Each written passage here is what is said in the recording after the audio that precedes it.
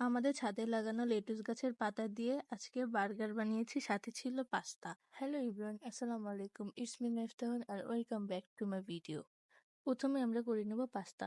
পাস্তাটি হবে chicken pasta, যার জন্য মুরগির মাংসটাকে ছোট ছোট টুকরো করে কেটে নিয়েছিলাম। সেই মুরগির মাংসটাকে তেলে ভালো মতো ভেজে নিতে হবে। মাংসটি ভাজা হয়ে গেলে কিছু মাংসের পিস আমি উঠিয়ে রাখবো বার্গারের যে পেটি থাকে সেই পেটির ভিতরে দেওয়ার জন্য। এই টুকরো উঠানোর পরে তারপর দিয়ে দিব বাঁধাকপি এবং ফুলকপি, তারপর দিয়ে দিব মরিচ, তারপর ভালো মতো ভেজে নেব যতক্ষণ না ফুলকপি আর বাঁধাকপিটি ভালো মতো সেদ্ধ হয়ে আসে। ফুলকপি আর বাঁধাকপিটি সেদ্ধ হয়ে যাওয়ার পর তারপর দিয়ে দেবো টমেটো, তারপর দিয়ে দেবো পেঁয়াজ, তারপরে ভালো মতো ভেজে নেব।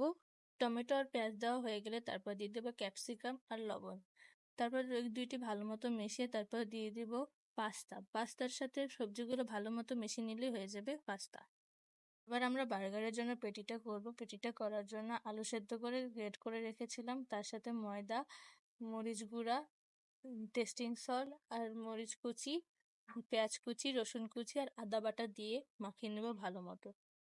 আলুটা মাখা হয়ে গেলে তারপরে হাতে একটু তেল মেখে যে কয়টা আমরা পেটি করব সে কয়টা ভাগ করে নেব।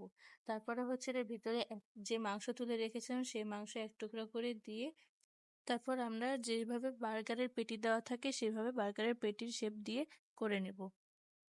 আমার ছিল 6টি বার্গার, এজন্য 6টি পেটি করা লাগছে, এজন্য 6 ভাগ করেছি। আমরা এখন পেটিটা ভেজে নেব, যার কারণে আমরা তেলটা কড়ার ভিতরে দিয়ে গরম করে নিয়েছি।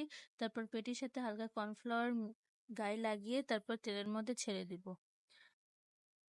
ছেড়ে দিলে তারপর কিছুক্ষণ রেখে উল্টে পাল্টে দিলে তারপর আমরা তুলে নেব, সেটা বার্গারের পেটি রেডি হয়ে যাবে। বার্গারটা গরম গরম খাওয়ার জন্য আমরা যে বার্গারের বনটা থাকে সেটা হালকা একটু ছেঁকে নিয়েছি। ছেঁকে নিলে এটা হালকা গরম থাকলে খেতে অনেক মজা লাগে, এই জন্য। আমাদের বার্গারের ভিতরে লেটুস পাতা দেওয়ার জন্য ছাদে যে লেটুস গাছ লাগানো আছে সেখান থেকে লেটুস পাতা নিয়ে আমরা ওটার ভিতরে দেব। এবার বার্গারটি বানানোর জন্য বার্গারের বনের উপরে মেয়োনিজ, সস, তারপর দিয়ে দেবো লেটুস পাতা, তারপর টমেটো, বার্গারের পেটি, শসা, তারপরে বার্গারের উপরের পাটটি দিয়ে দিলে হয়ে যাবে আমাদের বার্গার। এই যে আমাদের chicken pasta and chicken burger. আজকে এই পর্যন্ত। ভিডিওটি ভালো লাগলে লাইক করবেন এবং আমার ফেসবুক পেজটিকে ফলো এবং ইউটিউব চ্যানেলটিকে সাবস্ক্রাইব করবেন। আল্লাহ হাফেজ।